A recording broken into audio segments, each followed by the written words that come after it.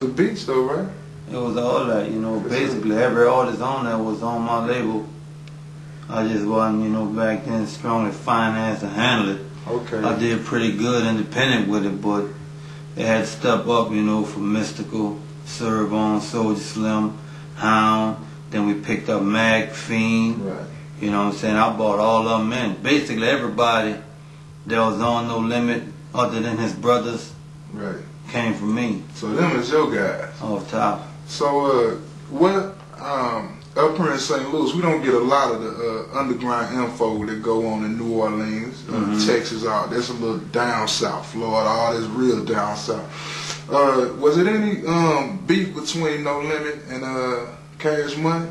Nah. Not for real. real? It was just the two heads with egos. Okay, so it was the two boss men. Yeah, because other than that, me and Manny see each other on the street, we go kicking it. Right. You know what I'm saying? And it was just the two-headed people. Right. Cause I know Slim and Jeezy was Slim bought BG into the game. Okay. You know what I'm saying? And when BG got out of the situation, Slim brought him to meet me, and BG started working. Me and Manny was always the two hottest DJs in the city. Right.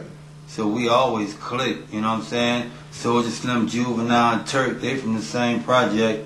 So we always had our run. We knew each other before they knew each other. Okay. Me and Manny knew each other before Manny knew Baby or Baby knew Manny. Right. You know what I'm saying? A lot of their history down there is kind of lost. Once it get past, I guess, Arkansas or something, it kind of gets miscrewed and lost. But we got a guy I heard a while back, UNLV, that was down there pumping up, I guess, Cash Money at the time. Well, who was that? UNLV was basically, Yafet, Tech Nine, and Yellow.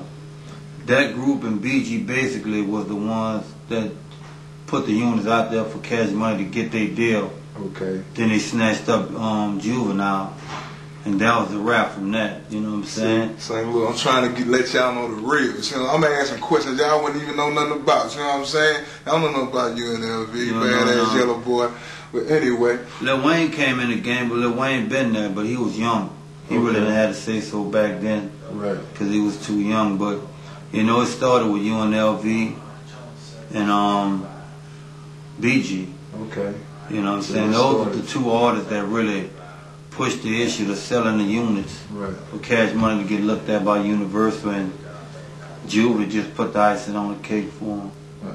Well, that Cash Money, back to your situation with No Limit, is it a reason why you didn't renew a contract with No Limit? It was never a contract. Oh, okay. When we was getting ready to leave, he tried to present one. Okay. And the money didn't have nothing to do with us leaving. Money was never an issue? Zero. Okay. You know what I'm saying? It's just more when you get to situations like that, if you're going to take the credit for building a company by yourself, take the credit for it falling. Oh, I heard that. You know what I'm saying? Because you can't fault, you know what I'm saying,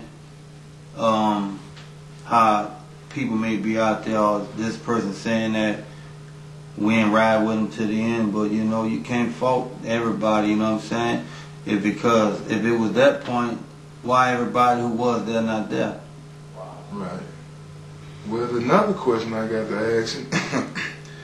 A lot of people that was with No Limit ain't there, but they actually here today, right now. You know what I'm saying? With you.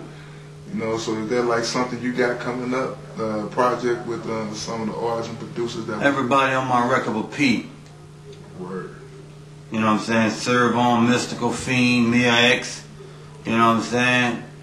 Soldier Slim. Everybody, you know what I'm saying? So it was just with that, man, we working on Fiend record right now. Mine's done. You know what I'm saying? We trying to drag Serve back in there. Right. You know what I'm saying? Serve on my album. And everybody, it took a minute, like when everybody went their ways, because it wasn't like we all left at the same time. Right. We eventually left because pretty much the Pound was the first one to leave. Right. So after we left, he broke chemistry. And a lot of artists just realized, man, look, it was more than just us rapping. You know what I'm saying? He broke chemistry. Once he broke chemistry, shit, he basically started breaking himself. Well, I didn't mean to cut you off. I'm not really into the beef shit, you know what I'm saying? That ain't really my thing, you know what I'm saying? I think the artist should be able to make it pure talent, you know.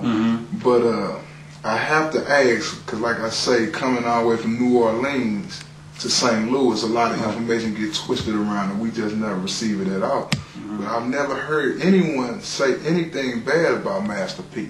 I mean, as far as like him not paying money, artists owe money, or anything like that. I've never heard anybody say nothing wrong about this man. I heard a lot of stuff about Baby, Suge Knight, even Puff Daddy, but I've never heard nothing negative about this. I know a lot of artists left, but because you know why you didn't hear nothing? Because right now, he not even worth talking about.